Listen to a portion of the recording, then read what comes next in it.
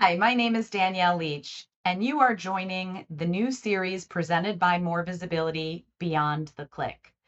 I'm talking to marketing leaders all across the globe relative to the ever changing, fast landscape, especially related to AI. I'm excited today to be joined by Grace Beber, who I will allow to introduce herself before we jump into her perspective on a lot of different areas of digital marketing. Grace, thank you so much for joining us today. Why don't you tell us a little bit about yourself? Thank you so much. I'm here in the US in the state of Maine, beautiful state of Maine, and I most recently was the Chief Marketing Officer for Oceana University of Medicine, which is actually based in the South Pacific in the island country of Samoa.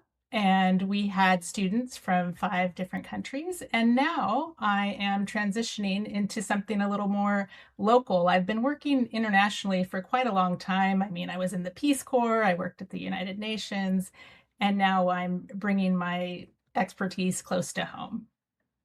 Wow, that's awesome. Okay, love that perspective. So I know you're going to be able to bring a different lens than maybe some of our other more US based guests, perhaps. So I'm interested to hear more about that, particularly as we know different countries and different audiences within different countries are adopting or adapting with artificial intelligence at different speeds. So it'll be really interesting to hear your perspective as it relates to that as well.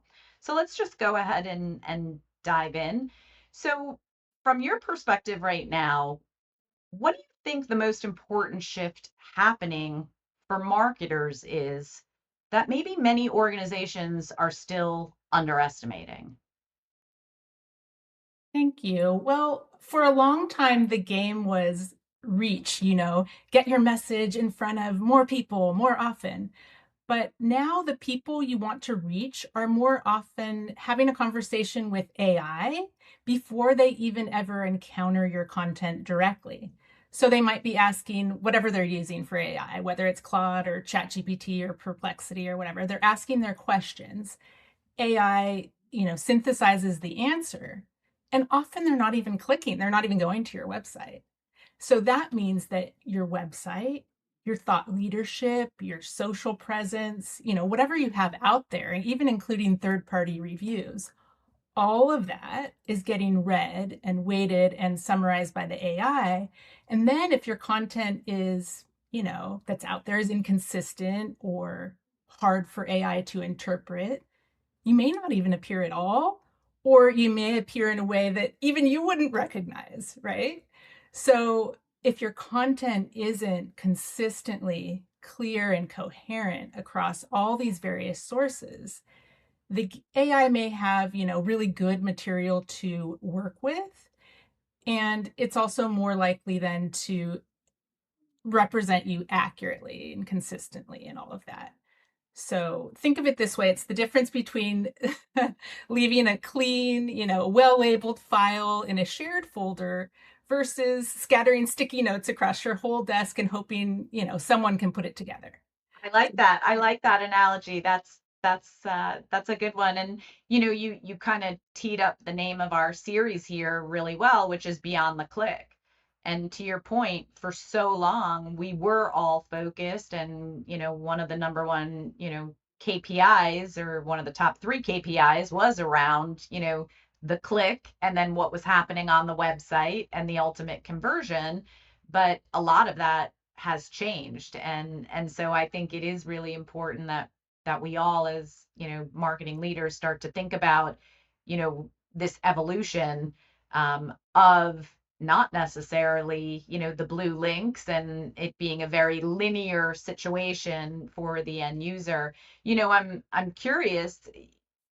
It sounds like with the past 5 or 6 years where you were serving in the capacity of education, really within the field of education and more specifically healthcare, medical education, that tends to draw a younger audience.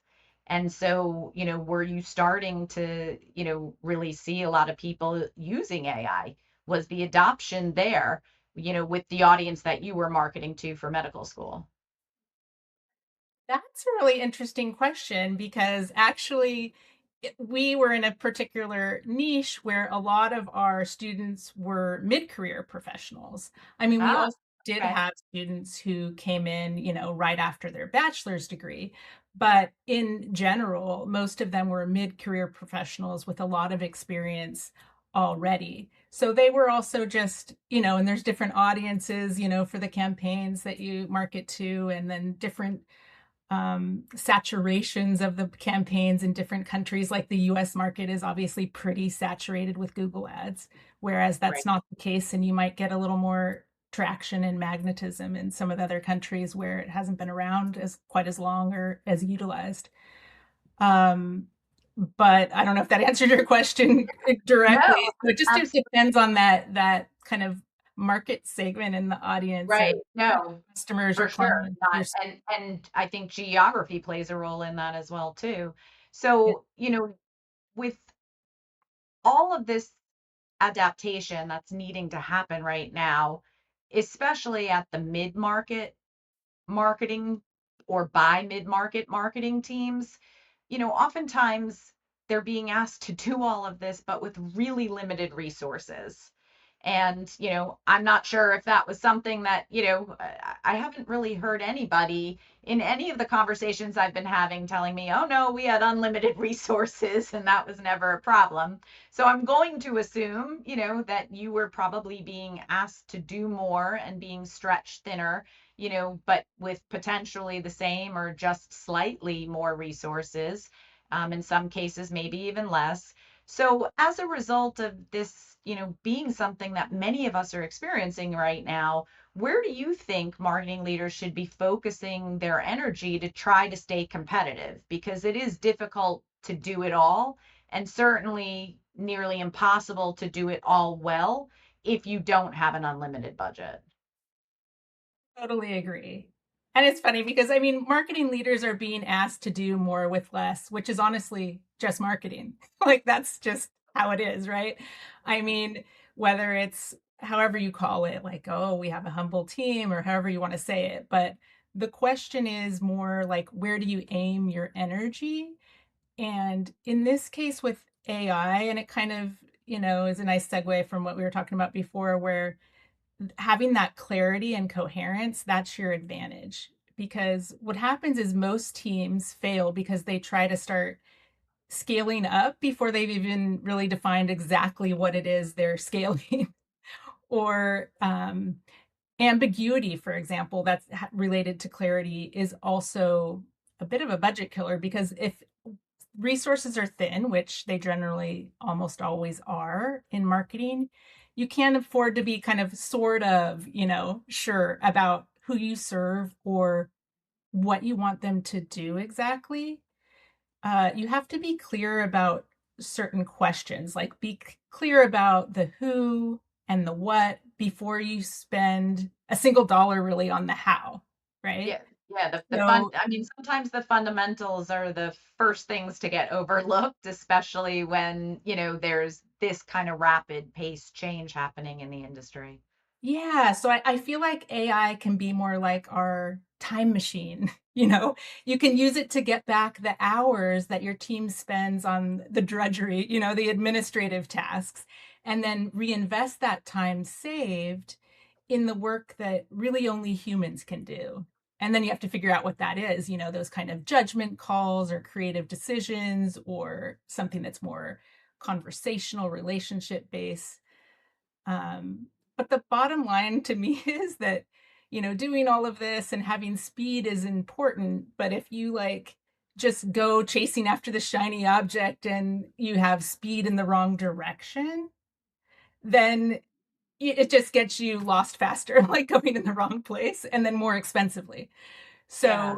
I think that just this is my last thing is that just it's kind of like the way that you have to live your life. Marketing is that way too, that just as in real life, if you don't have clarity about what you really want, then you're going to be lost. It's getting really clear about what it is you really want with your marketing it isn't really just the goal. It's kind of the GPS that ensures that you're going to actually arrive where you've set your focus.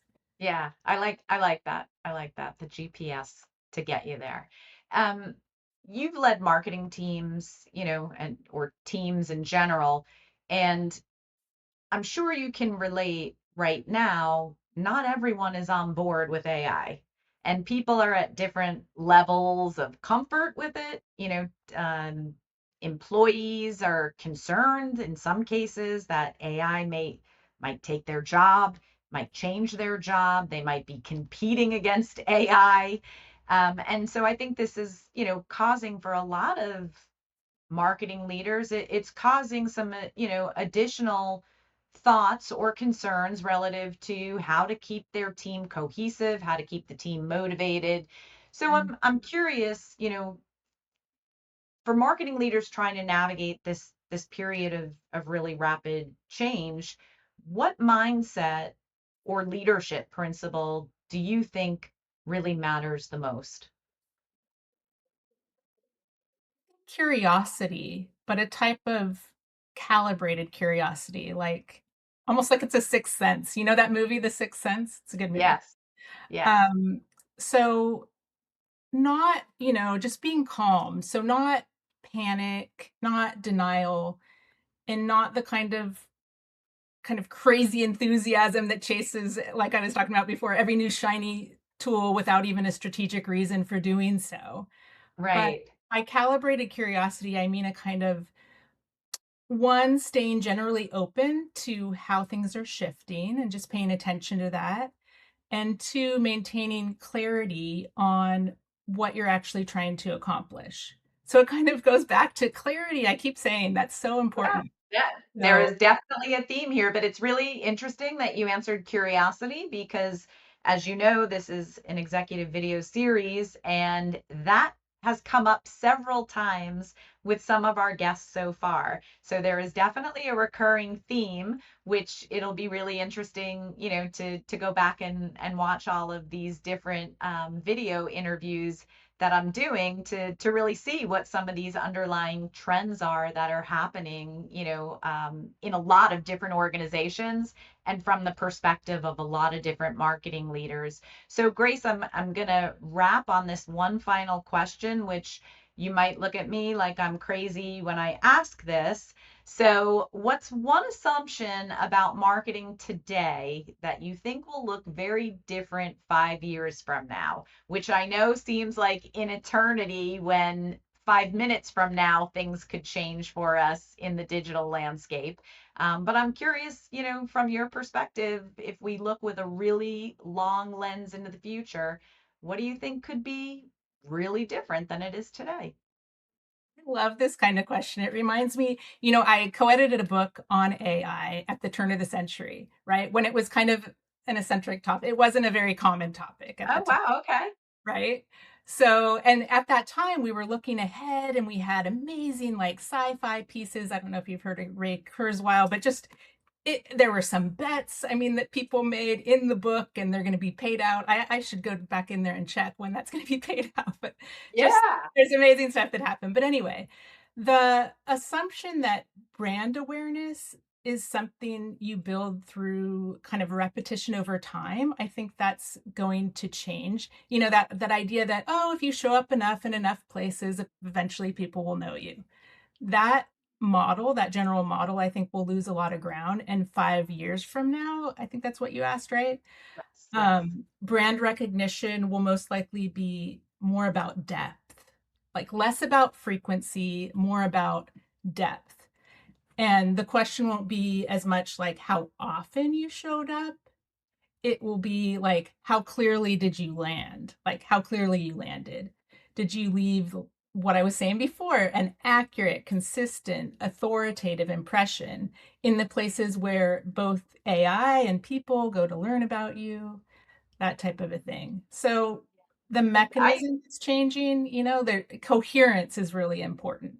So repetition is losing its throne, and then I think coherence will take its place.